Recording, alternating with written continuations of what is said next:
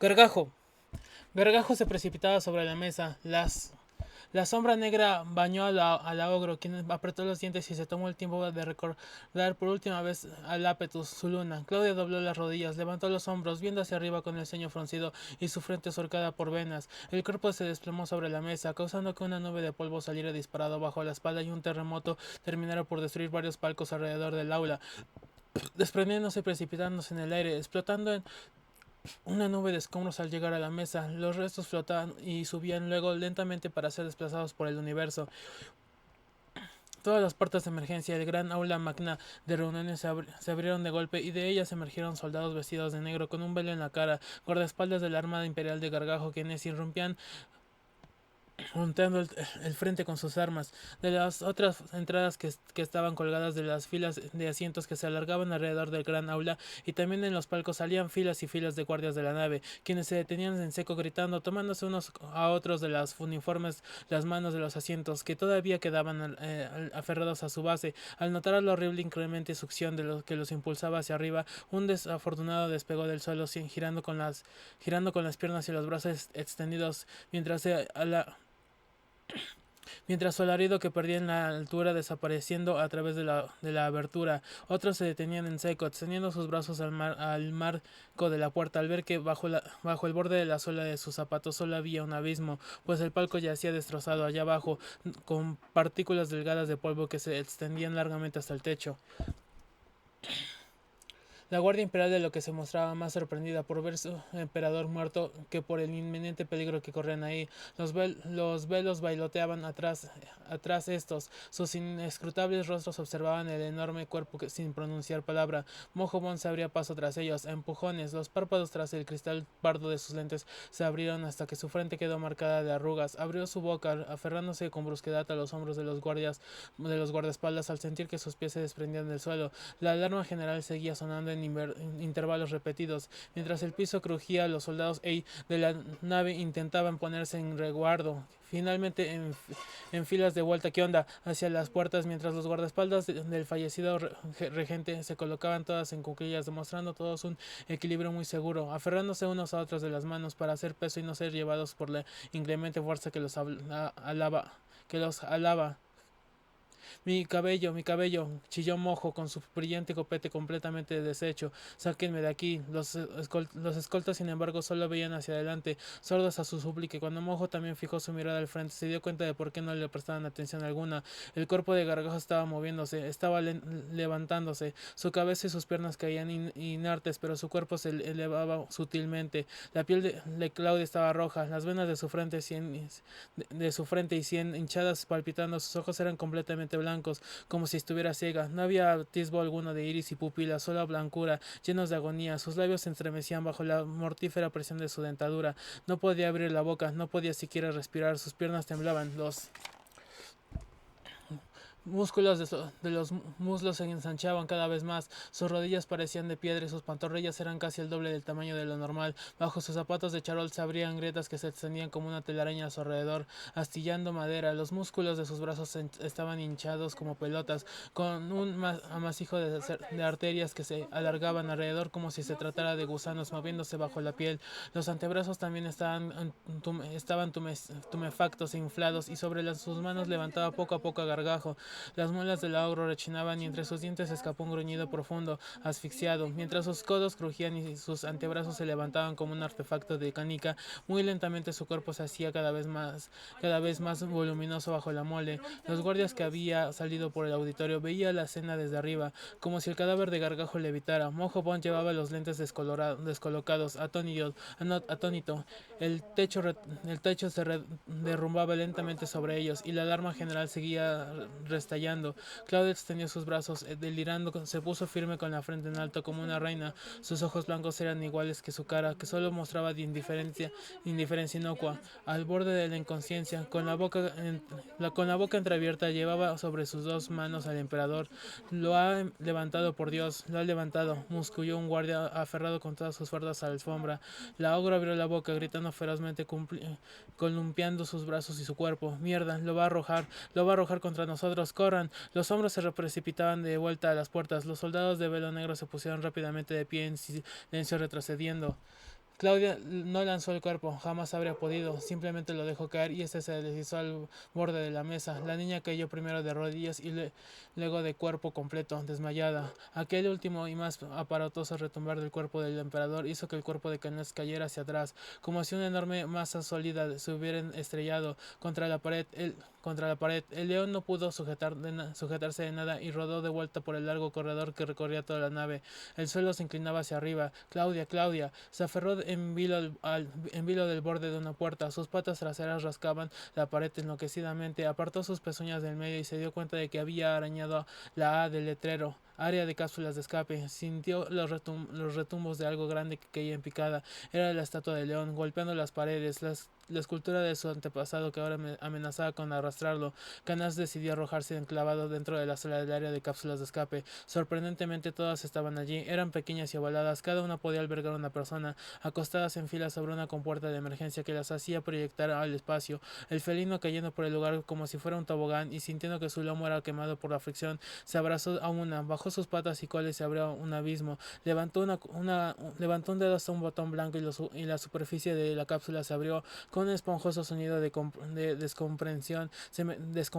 Se metió dentro, echó una bola. Apenas la computadora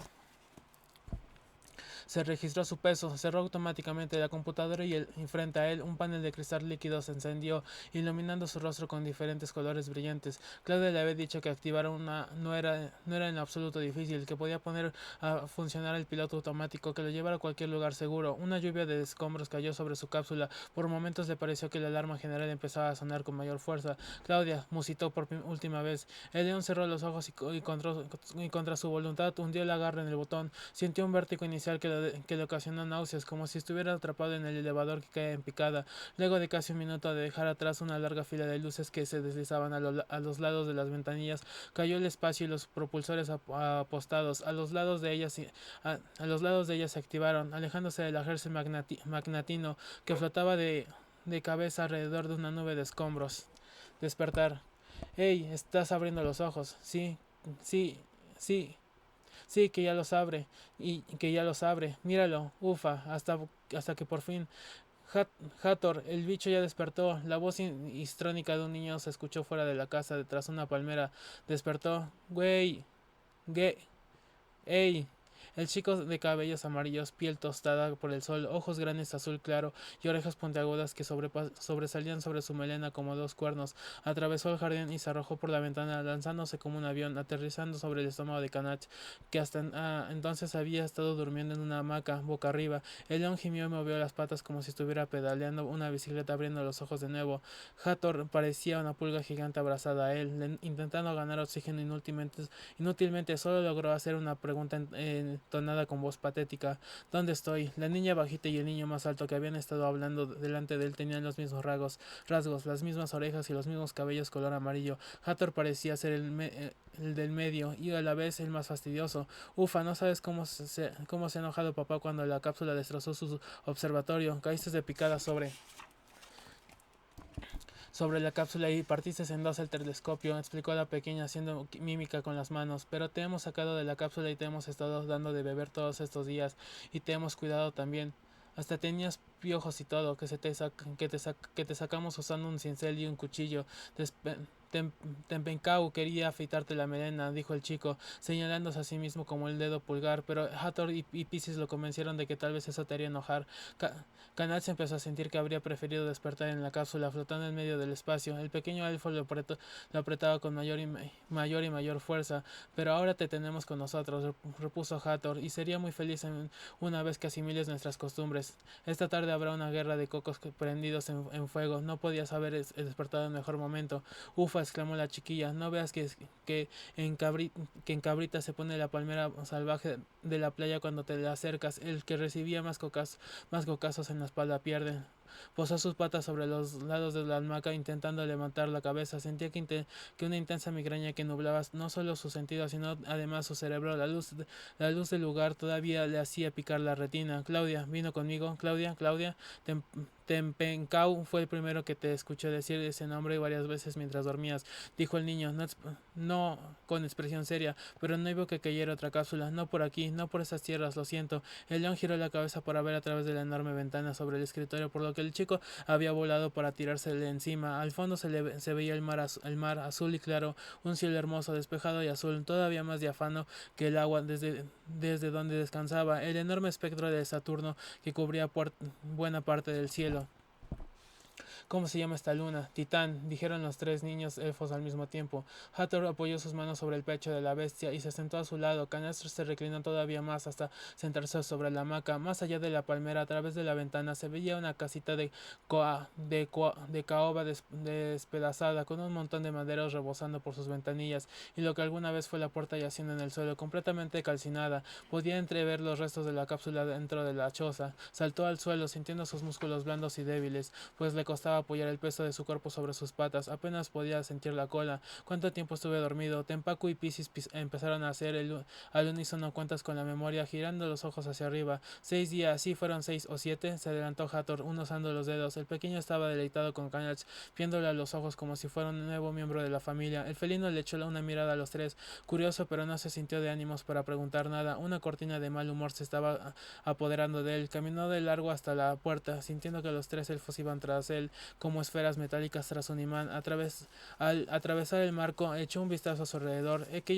Aquello parecía el ambiente de un campo mezclado con el mar, un terreno grácil y verde, despejado de árboles, con colinas surcando el horizonte y un hermoso océano esmeraldino de fondo. La brisa era muy fresca y constante, el aire tan puro como limpiaban los pulmones a cada inhalación, el asmático regurgitar de un motor que cada vez se hacía más estridente lo sacó de su soñada fascinación. Papá Panek, gritó Piscis, levantando los brazos. El enorme tractor llevaba como si fuera una mantis religiosa dos descomunales tenazas, y cada una sostenía una rueda llena de grandes y peligrosas púas que terminaban en un arco hacia abajo, como el pico de un halcón. Entre ambas ruedas había dos faros antiguos y redondos que parecían los ojos de un insecto. Papá Panek, Piscis, con su ajustado vestido indígena de corte sofisticado, pantalones cosidos de cuero y chaleco del mismo material, revoloteaban por la brisa. Salió corriendo como un pájaro en dirección al colosal tractor y se detuvo dificultosamente frente a una de las ruedas, a punto de perder el equilibrio, dando maromatos a los lados. Las púas, que eran más grandes que ella, bajaban centelleando a solo centímetros de la cara de la niña. Canach abrió los ojos e involuntariamente arrancó el pasto debajo de sus patas, abriendo dos surcos. Cuidado, rugió. La niña desapareció violentamente tras una tormenta de pasto y barro levantado por los tétricos apéndices de la máquina. Hathor y Tempaku empezaron a reír histéricamente. El león pensaba que todavía seguía durmiendo. Se volteó furioso y verlos incrédulos, lanzándoles improperios con su voz, perdida por el potente rugido de la máquina que ahora se acercaba en dirección a ellos, con los enormes púas rasurando el aire. Cuando retrocedió unos pasos, inseguro de si podía salvar a aquellos chicos que, por lo visto, no planeaban moverse de donde estaban, giró la cabeza para ver una pequeña figura que se subía como si fuera un mono a través de las ramas de un árbol, por las púas tomándolas de la base y zarandeándose de un lado a otro, con las piernas colgando ascendiendo solo con la fuerza de sus delgados brazos. Piscis estaba subiendo con habilidad, manchada por completo de barro, con los cabellos sueltos y ganando la batalla a la velocidad con que la rueda se movía en contra de su dirección. Papá Panek gritó, saltando de cabeza a la cabina, y la elfo cayó en las piernas de un tipo muy grande, vestido con pantalones sucios y camisa de cuadros, y que tenía el mismo rasgo que sus hijos, con ojos amarillos y brillantes y cabello malenudo y desordenado. Panek la aprisionó con un brazo, viéndola describiendo una sonrisa con los labios. Tenía la cara manchada del barro que le salpicaba a su hija. Giró bruscamente el volante, haciendo que el enorme aparato cambiara de dirección, y sujetando a la niña, el elfo saltó del tractor en marcha. La cara de Canach era la típica representación de una mandíbula estrellada contra el suelo, y los ojos desorbitados. Piscis canturreaba sentada en los hombros de su padre. Así que este cuatro patas es el que destrozó mi observatorio y mi telescopio.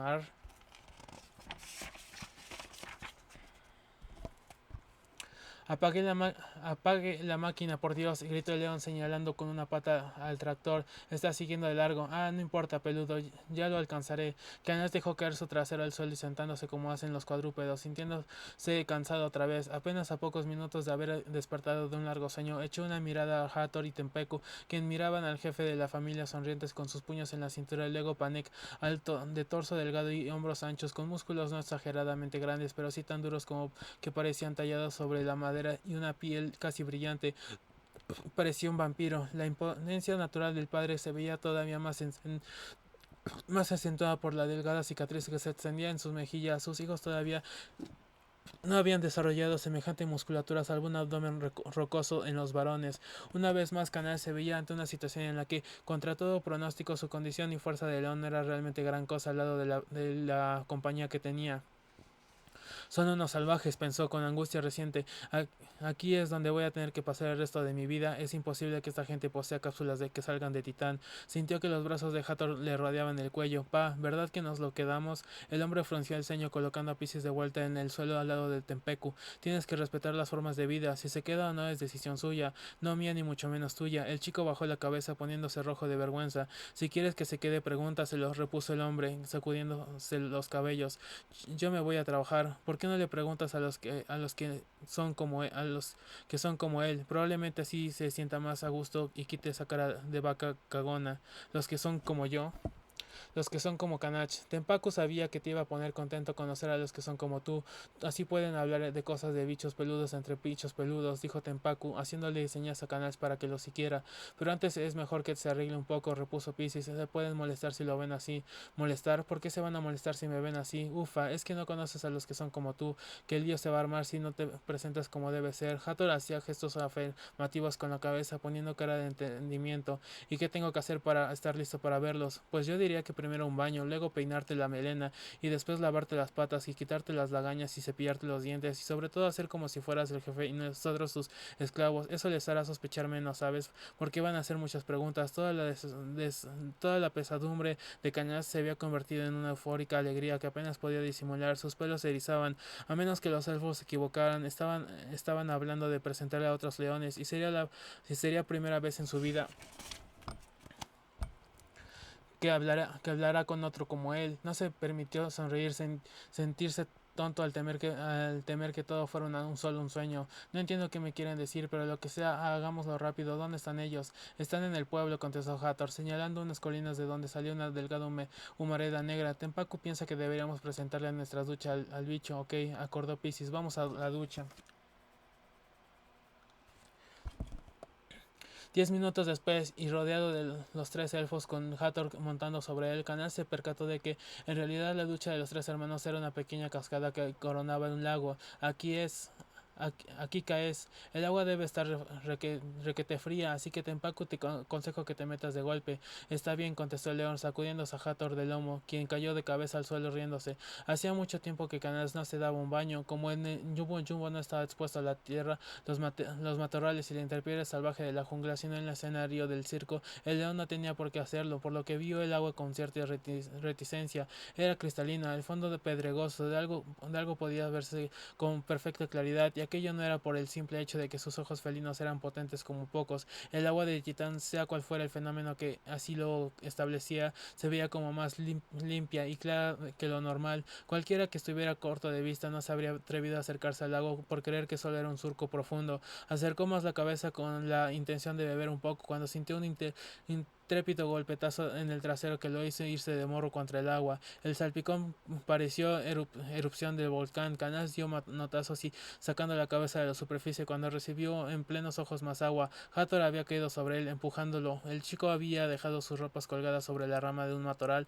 El rugido furioso que dio fue tan ejemplar y ensordecedor que el agua empezó a vibrar y espantó a una centena de pájaros que escaparon de la copa de los árboles. Hathor asomó la cabeza frente al león, se quedó varios segundos viéndolo fijamente y con todo lo que sus cuerdas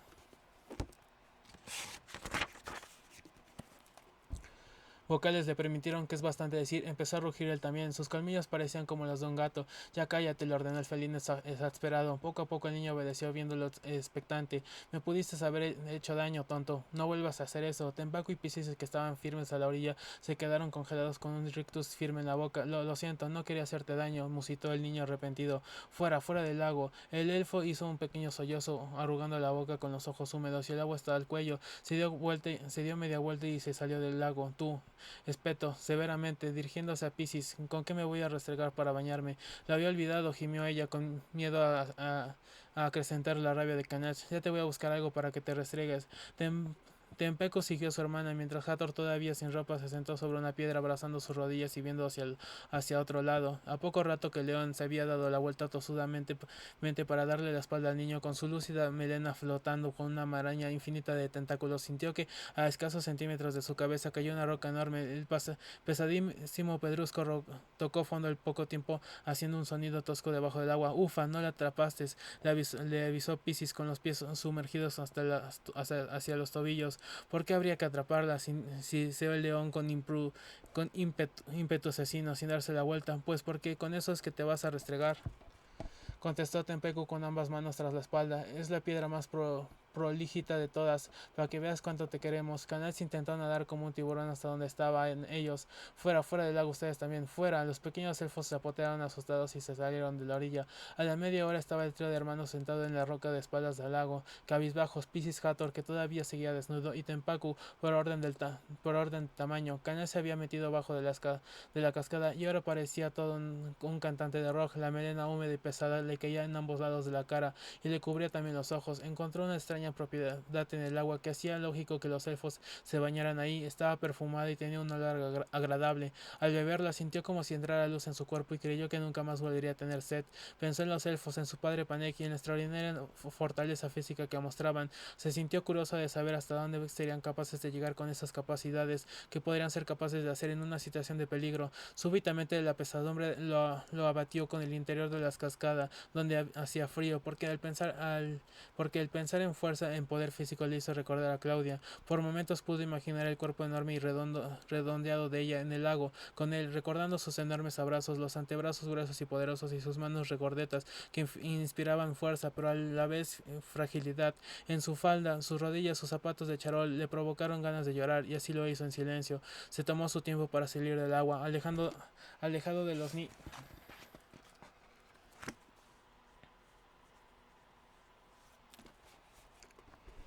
niños, sacudirse hasta estar medianamente seco. Luego se les acercó. Ya estoy listo. Piscis caminó hasta él y tomó un mechón de su melena. Pero no quisieras que te peine. No le vas a gustar verte así, no, señor. Se fijan mucho en esas cosas. Los tres chicos asintieron al unísono. Kanacha empezó a sentir menos emoción por conocer a sus posibles parientes. ¿Con qué me vas a peinar?, preguntó inquisitivo. Pues con los dedos. Observó cuidadosamente las manos de la niña. Estaban limpias de todo el barro con el que se había ensuciado antes. Sus dedos parecían frágiles y delicados. Está bien, pero ten mucho cuidado. ¿Entendido? Ufa. El león se sentó de espaldas a ella, aun por las malas primeras impresiones de lo que considera bestias salvajes en dos patas. Canes no pudo quejarse de la forma en que la niña alisó su melena, colocando el pelo cuidadosamente entre ambas orejas, como si fuera un príncipe. Los dos hermanos veían la escena curiosos, montados en la rama de un árbol, y ahí se quedó a gusto, a disposición de las hábiles manos de la niña por una hora completa, tiempo que incluso sirvió para que se le hubiese secado completo. Canal sintió una efervescencia de gratitud por Piscis y los chicos, que no necesitaba verse al espejo para sentirse que lucía mucho mejor. No te preocupes por el barro, vayas a pisar mientras salgamos de aquí, lo tranquilizó ella. Te voy a sacudir las patas antes de llegar.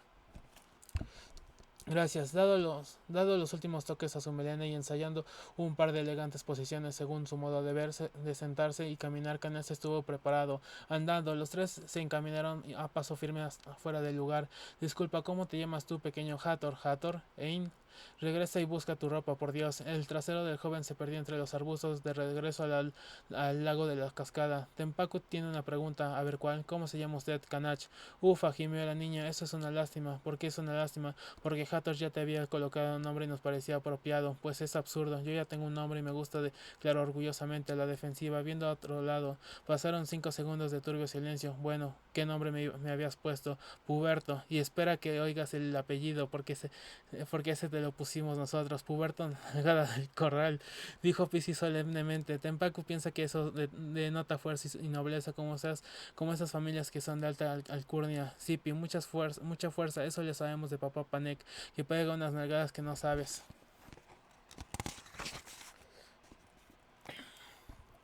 El león tuvo que contener unos ardientes deseos de volver a rugir, optó por ignorarlos. Una vez hubo llegado Hathor, esta vez vestido, emprendieron la marcha a las colinas verdes, donde estaba el hogar de los chicos, y de ahí por un largo sendero que se perdía como una larga serpiente de cal de las montañas en dirección del pueblo. Canal se percató de que en todo el día no hubo una sola nube en el cielo, fenómeno bastante raro estando tan cerca del mar, que ya la tarde estaba avanzada, puesto que el cielo poco a poco iba cobrando un tono naranja espeso.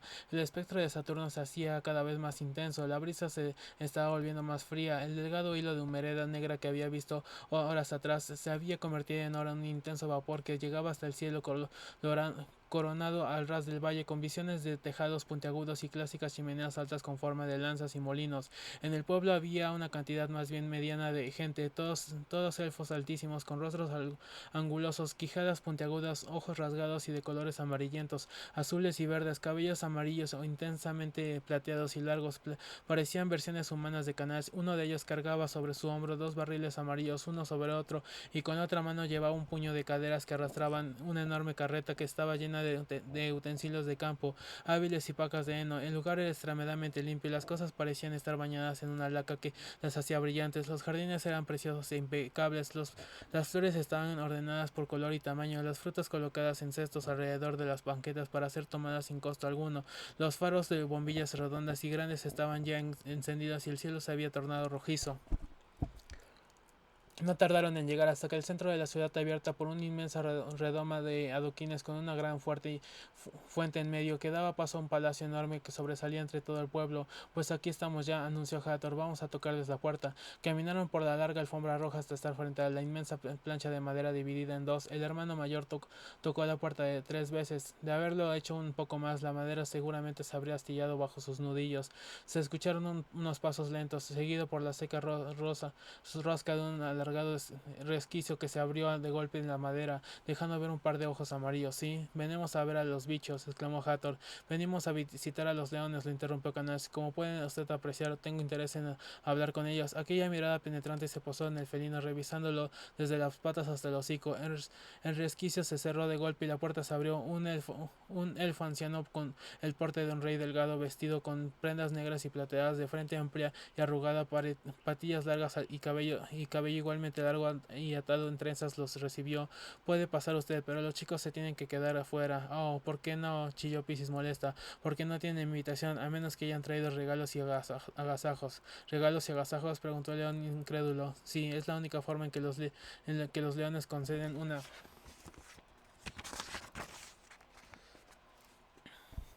una breve audiencia. Lo siento, pequeños, pero las reglas son las reglas. Disculpe, pero no podrían acompañarme aún si yo lo quisiera. Llevo 40 años tratando y entendiendo a los leones, y sé bien que no les agradará a usted. Sin embargo, les permito que pase sin problemas al palacio, pues aun cuando ha llegado de forma inadvertida, sé que a ellos les interesará conocerlo. ¿Puedo saber su nombre, si es tan amable? Canas de Revercut III, gruñó Canas de mala gana y desanimado por aquella diplomacia fría y arrogante. Bien, pase usted, por favor. El león le dio la espalda al mayordomo y encaró a los 3 pequeños elfos. Espérenme a la fuente. Algo más me dice que no estaré mucho tiempo en este lugar. Upa, contestó Hathor en confirmación. Nosotros iremos a zamparnos un helado por ahí. Te veremos cuando salgas, Canach, bestia atolondrada, corrigió el león. Me llamo Canach. Los niños rieron y se marcharon. El mayordomo, que aún inspeccionaba Canals con ojo crítico y talante curioso, acabó de abrir la puerta haciendo un gesto educado con la cabeza. El lugar era enorme, las paredes de piedra lijada y el gran pasillo que se abría al frente estaba rodeado por armaduras de hierro, con los brazos extendidos arriba y al frente, sosteniendo una espada cuya punta tocaba la de la armadura de adelante, haciendo un largo camino reverencial propio de una monarca. Más allá, las anchas escaleras se dividían en dos y se entrelazaban hasta llegar al piso de arriba, que estaba coronado por una pared con un gigantesco retrato.